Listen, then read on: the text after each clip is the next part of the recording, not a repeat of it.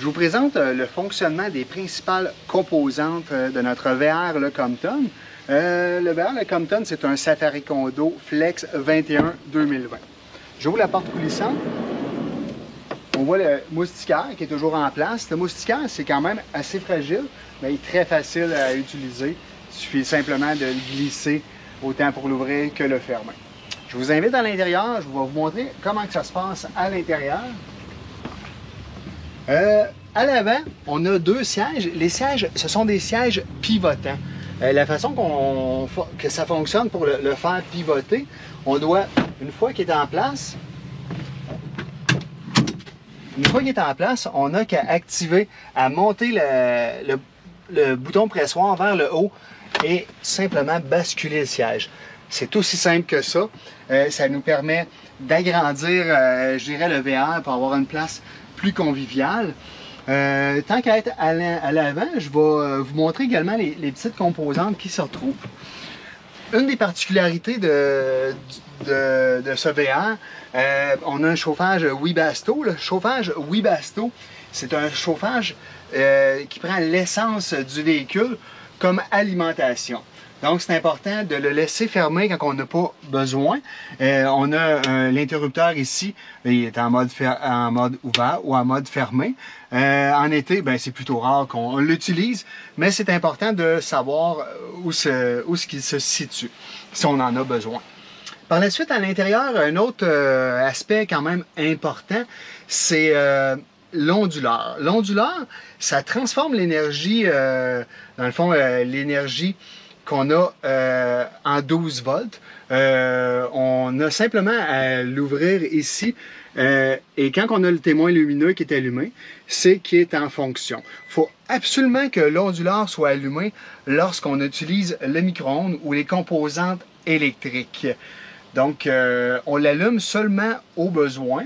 Ça permet d'alimenter, tantôt je vais vous montrer le micro-ondes et les principales prises de courant. Donc, quand on n'a pas besoin, on le referme tout simplement.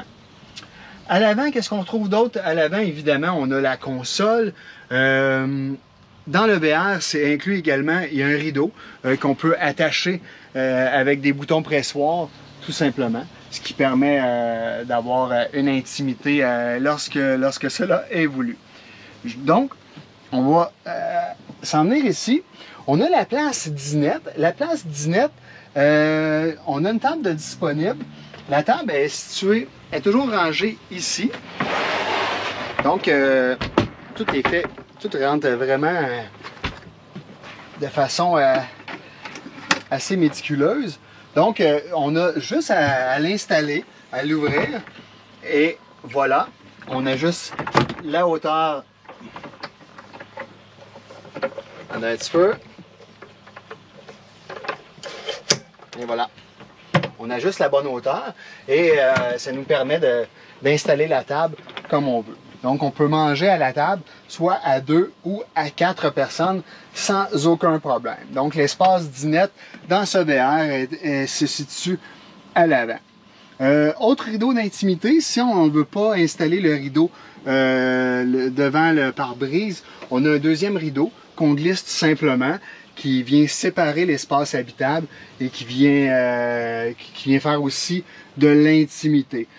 Tout ce qui est intimité, évidemment, ce VR possède des stars, des toiles qui sont faciles à manipuler. Il faut les manipuler avec soin, évidemment.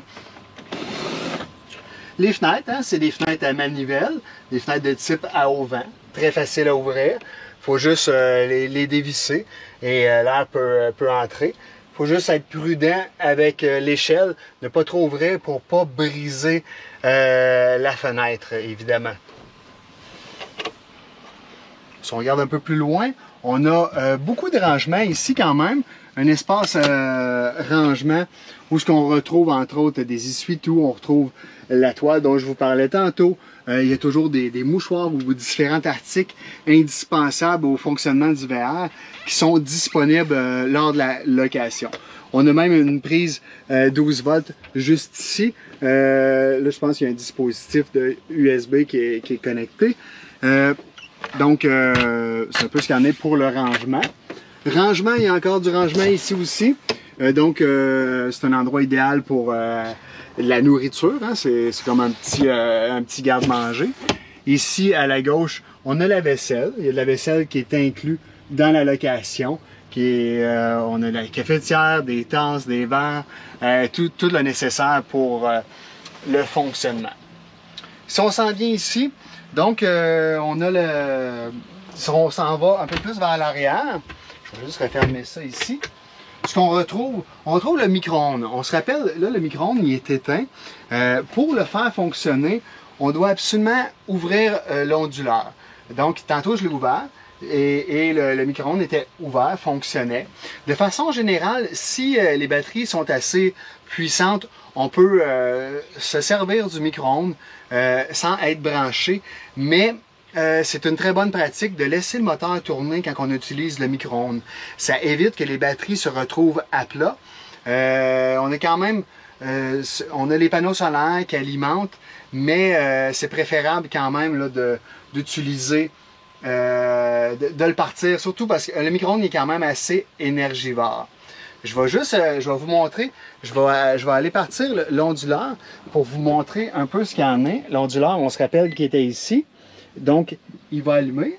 Ça prend toujours un certain temps pour qu'il puisse allumer. Là, on voit qu'il affiche, donc il est prêt à être utilisé. Il y a toujours des trucs à l'intérieur qu'il faut retirer. Le micro-ondes est toujours, il fonctionne en combiné avec une prise. Donc, si on veut que la prise, une des prises principales, si on veut qu'elle fonctionne, on doit sélectionner prise de courant. Donc, le micro-ondes vient de fermer et la prise a du courant.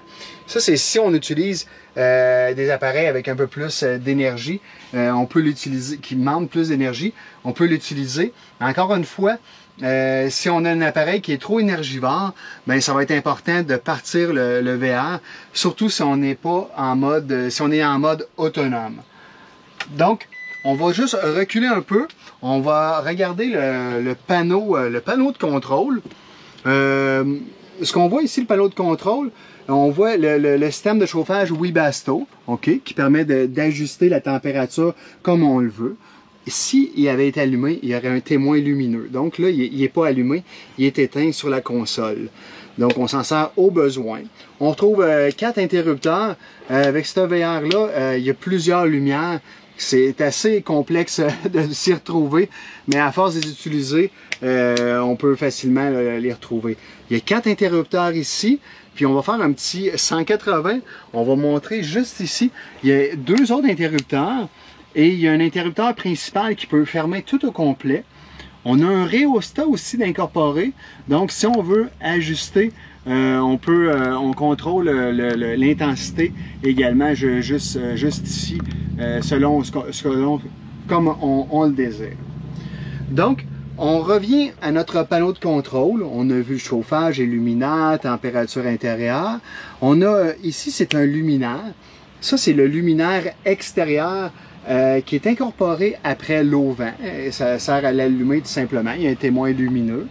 Juste ici, on retrouve le contrôle pour le chauffage à eau chaude.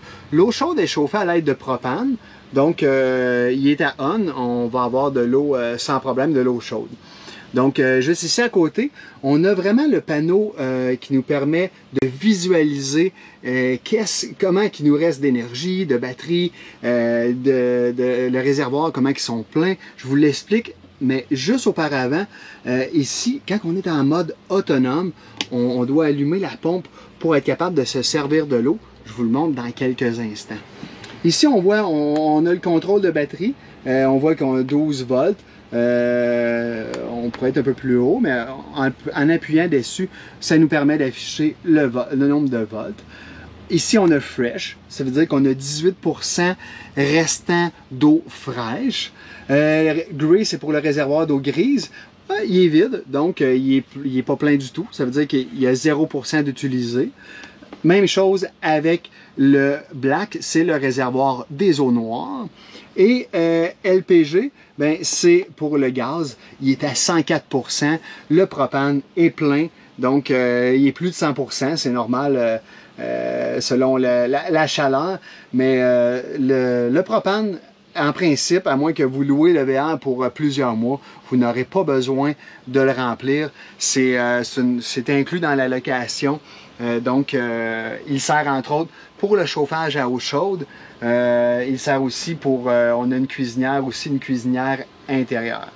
Donc, je vais vous montrer le lavabo. Ici, sur le comptoir, on a un lavabo qui suffit simplement là, de remonter pour s'en servir. C'est assez simple d'usage. On l'ouvre, par en haut, on a de l'eau chaude. C'est tout simplement ça. Quand on le fait fonctionner, on entend la pompe fonctionner quand on est en mode autonome. Donc, il faut juste être prudent quand on le referme pour pas... J'aime bien qu'on le retourne pour éviter que quand on le referme, que ça parte inutilement. C'est déjà arrivé que le réservoir peut se remplir, le réservoir d'eau grise se remplisse involontairement. Donc, on évite, on le fait avec grand soin. Donc, on peut refermer ça ici. Si on retourne ici, on a le propane, le chauffage au propane. C'est tout simple. Le propane est toujours en fonction. Si on veut, on appuie dessus. On peut tout simplement, je vais l'avoir, l'allumer. OK, je l'avais ici. Puis, donc, ça permet de chauffer de l'eau, peu importe. C'est très pratique, mais c'est quand même plus efficace de cuisiner à l'extérieur. Lors de la location, il y a toujours des poêles Martin, des poêles au propane, au butane qui sont inclus dans la location. Oui, ça peut dépanner à l'intérieur pour se faire un thé, bouillir de l'eau ou même des pâtes ou quoi que ce soit. C'est très pratique. Quand on s'en sert, c'est essentiel de faire fonctionner le ventilateur. Je vous le montre dans quelques instants. Tout ça pour dire que c'est pratique, mais c'est préférable toujours d'utiliser, de cuisiner le plus possible à l'extérieur. Hein, l'espace d'un VR, c'est quand même petit. Il faut essayer c'est bon de garder l'air agréable à l'intérieur en cuisinant. Ben, les odeurs peuvent rester davantage. Bref, mais c'est quand même conçu pour ça et c'est permis de le faire. Donc, je vous présente les composantes un peu ici, là, le lavabo et le propane. On peut voir juste devant ici, on a un premier réfrigérateur. Le réfrigérateur, il est quand même passablement de place. C'est pas le plus gros des réfrigérateurs. On n'a pas un, on a deux de disponibles dans le Flex, dans notre VR, là, comme on a un deuxième ici, qui est un peu plus gros, et très pratique. Faut savoir que ce qui est pas mal le plus énergivore dans le VR, ce sont quand même les réfrigérateurs. Si on recherche une autonomie le plus efficace possible, ben parfois ça peut être une bonne idée d'en éteindre un pour avoir un maximum d'autonomie avec les piles, avec les batteries. Ici, on retrouve aussi un espace rangement. Tout ce qu'on retrouve ici est inclus dans la location. Donc, vous avez le kit de barbecue, vous avez des plats, le kit de nettoyage. Tout ça est inclus et à votre disposition lorsque vous louez le VR. À la gauche, ici à ma gauche, vous m'avez vu tantôt prendre la table, mais ici aussi c'est un autre espace rangement où ce qu'on retrouve entre autres la manivelle pour la manivelle qui sert à l'auvent. Si on a une problématique avec l'auvent électrique, on peut utiliser ceci. On a le balai aussi. On retrouve également le cric. Si jamais vous avez un flat, ben c'est possible de le changer soi-même. Je reviens à la table, je vais vous montrer un autre espace de rangement qui est quand même très intéressant. On enlève la table assez facilement. Donc, ce que je veux vous montrer, ici, il y a aussi du rangement. C'est un petit peu moins pratique étant donné l'emplacement, mais il reste qu'il y a quand même beaucoup d'espace qu'on peut insérer des choses à l'intérieur. Il y a plusieurs compartimentations. Donc, c'est quand même intéressant de les connaître et de les utiliser surtout. Lorsqu'on voyage en VR, ben, n'apportez pas vos valises. Si vous voulez apporter votre linge, ce qui est la moindre des choses, vous apportez votre linge, apportez-le dans des sacs souples pour qu'il puisse se glisser facilement. Une des bonnes pratiques avec les vêtements, c'est vraiment de les défaire et de les insérer où on a de la place dans les cabinets. À l'arrière, on a quand même deux grands espaces pour ranger les vêtements ou autre chose.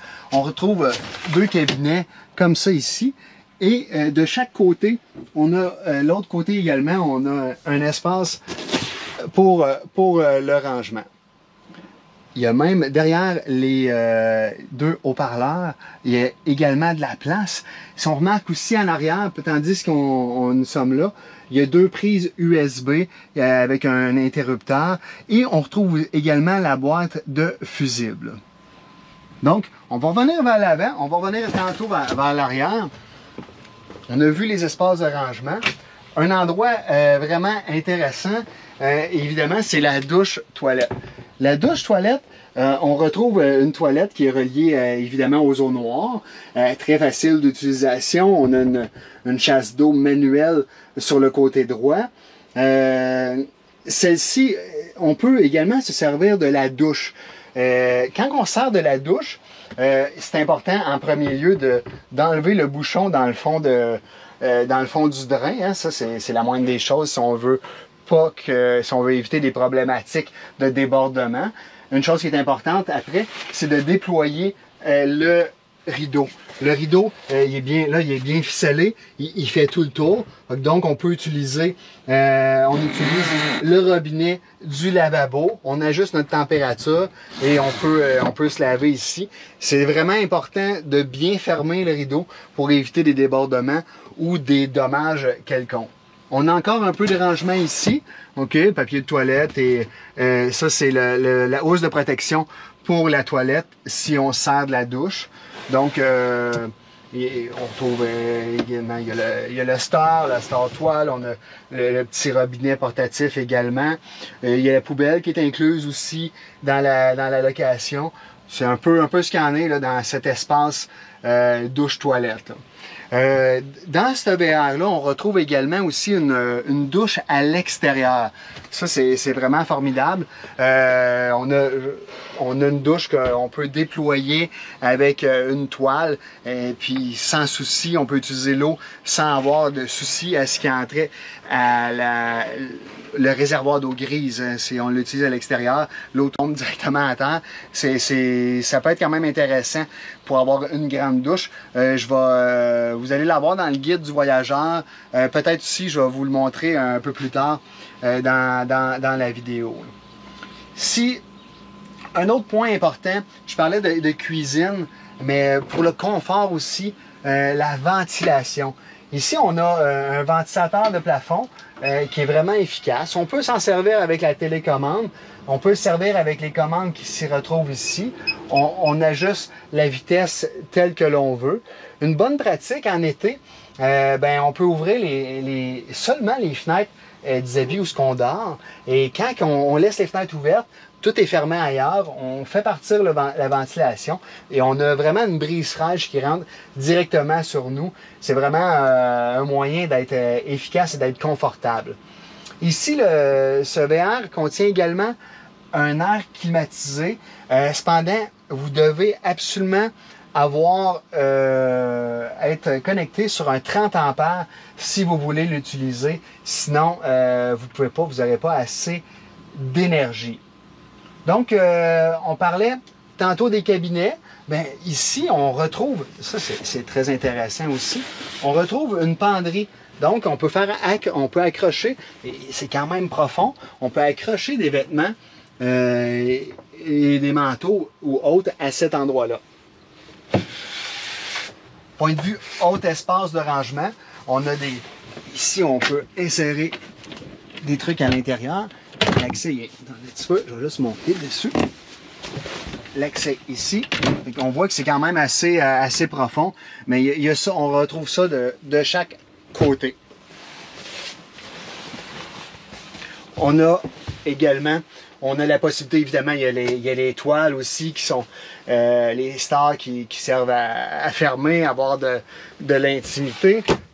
On peut également, on a de disponible un petit rideau pour le ventilateur. Pour le ventilateur, tout dépend de la vitesse. Si on s'en sert lorsqu'il fonctionne, ben j'aime bien le laisser détaché. L'air peut circuler et on a quand même une certaine... la clarté rentre moins le matin. Donc, c'est un peu scanné là, pour les composantes intérieures du VR. L'usage, ben, plus qu'on l'utilise, plus qu'on est capable là, de bien fonctionner avec. N'hésitez pas à lire le guide du voyageur qui est toujours inclus dans la location.